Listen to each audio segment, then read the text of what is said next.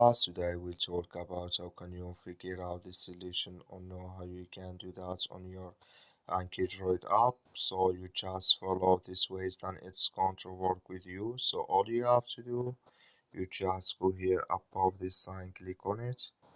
Then it's going to show for you a list like this here. Then all you have to do, so just click here on settings. When you just click on settings, it's going to take you to next step here. It's going to show for you like this here.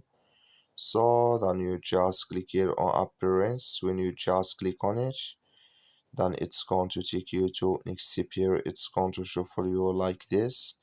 Then you go down, you just come here to answer buttons position position here. When you just click on it, it's going to show for you a list like this here.